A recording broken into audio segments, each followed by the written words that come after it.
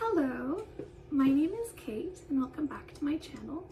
Today I am heavily inspired by Anna Karina from Une Femme et Une Femme, which is a movie that I want to talk to you guys about.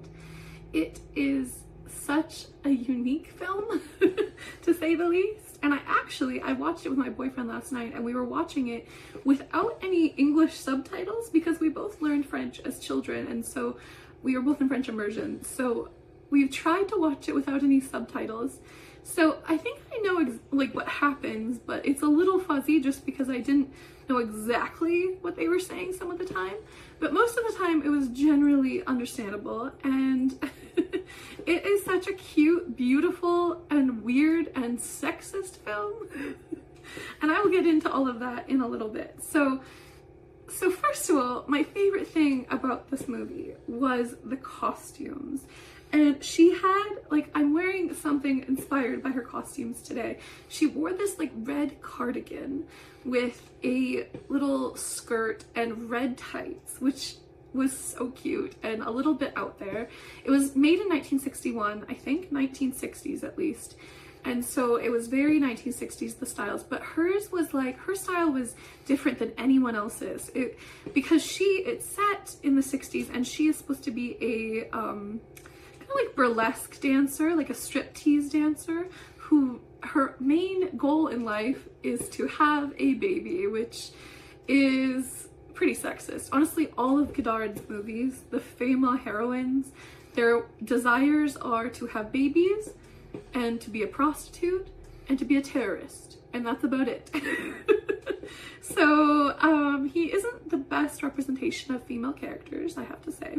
However, the aesthetic of the film is unparalleled. Like, it is in a new wave style, so it's very surreal, and there's lots of different like cross texts, like kind of like Wes Anderson, where there's text on the screen, and it's very jarring but fun French music that kind of comes in and then suddenly is gone. Like, the sound design was insane, and was just the most beautiful costumes I've ever seen. And I researched it, and apparently they were all wearing their own clothes. Anna Karina is the most stylish person I've ever seen because those were her real clothes. And she would wear like a red cardigan with the red tights, as I said. She also had a blue eyeshadow the entire film with a black cat eye, which was so cute. And I actually did it today. I don't know if you can see, I'll do a close-up, but I'm wearing blue eyeshadow and a cat eye because I wanted to pay homage to the film, as well as a red cardigan and a little skirt and some white tights, not red tights. I do have red tights, but I kind of wanted to wear these ones today. But anyway, I think she would also wear white tights if she had more costumes. She also had this one beautiful blue dress with this white trim. I think it was fur trim, and her hair was in like a bouffant, like a beehive almost. Not a full beehive, but like it was very up, and there was a big blue bow in her hair, and it was so cute. Oh my gosh, she is just my style icon forever, and I talked about her in my style icons video.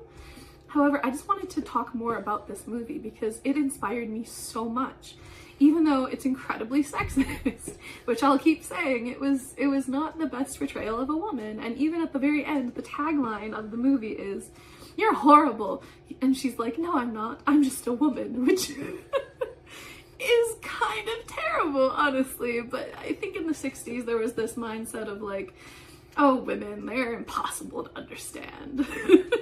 So that was kind of the cheeky little joke at the end, which did not age well at all. But yeah, and then the next costume I wanted to talk about was the nightgown and pigtails outfit. There's actually two nightwear looks. She kind of had this like two-piece set of like a cream colored beautiful outfit that it was to go to bed type of outfit, and she wore it with these pigtails that she had like above her ears, which I haven't seen in so long, and it's very childish, I know, but she pulled it off. I don't know if I'm pulling it off, but I think it's cute.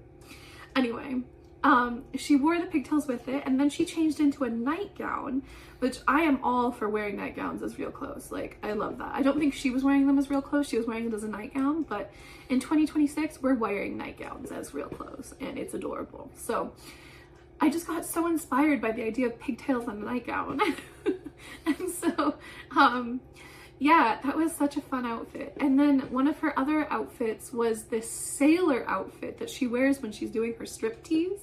And it's very reminiscent of Gigi. It's reminiscent of Gigi, the movie, the musical. And this movie is also kind of a musical. It's kind of a surreal neo-musical in that it isn't joyful. It's kind of depressing, but it is joyful at the same time. Like, it's surreal. They look at the camera a lot. There's lots of fourth wall breakings. And so it's kind of like it's a movie that knows it's a movie. And so it feels like a musical, but it also knows that it's not. And so it's just very clever. Godard is very clever. And I researched it later and I found out that she actually did get pregnant during the filming of this movie. Like, Godard and her were together, and the director, he knocked her up, and so he made a movie about this woman that really wants to get pregnant, and then she got pregnant during the filming. It's kind of crazy. I don't know if that was on purpose or not, but you know, it happens. And there's also a love triangle in the movie. There's this other man that's his best friend, the main character man's best friend, Emmy's best friend. His name is Emmy. And he comes in and he's really handsome, but he's also just like there. Like, maybe I won't spoil it, but something happens with him. That's already a spoiler. I'm sorry. Yeah. It's a fun movie. I really enjoyed it, and I wanted to talk about it because I've never seen anyone talk about it before. And the reason I found out about it was because I found like stills of it on Pinterest, and her style in it just inspired me so much.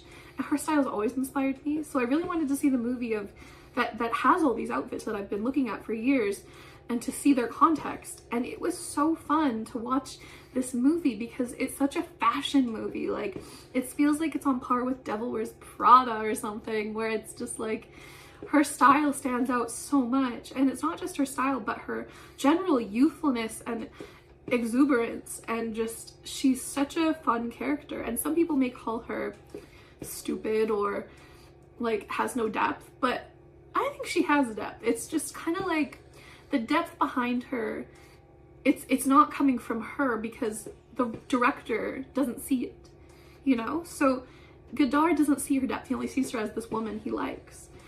And that is shown on camera. It's shown in the movie that he only sees her as an object. And that's very interesting because she does have depth, and you can tell that she's trying to get it in there. She's trying to show you that she's a human being, but it's so undimensional, the performance. It's just completely one note, but then there's also so much depth behind that one note that you want to come out. So it's a very interesting film. I think you guys should watch it. And that is my review of Une Femme et une Femme. I hope you enjoyed, and I hope that you watch it. And if you do, let me know in the comments down below. It's on the Criterion channel, I'm pretty sure, if you have a subscription to that. So try watching it. Try watching any new wave movies, because I'm very interested in them and I want to start watching all of them. So I will maybe make this a regular series. I don't know, Kate's movie corner type thing if you'd like that. And thank you for watching. Goodbye.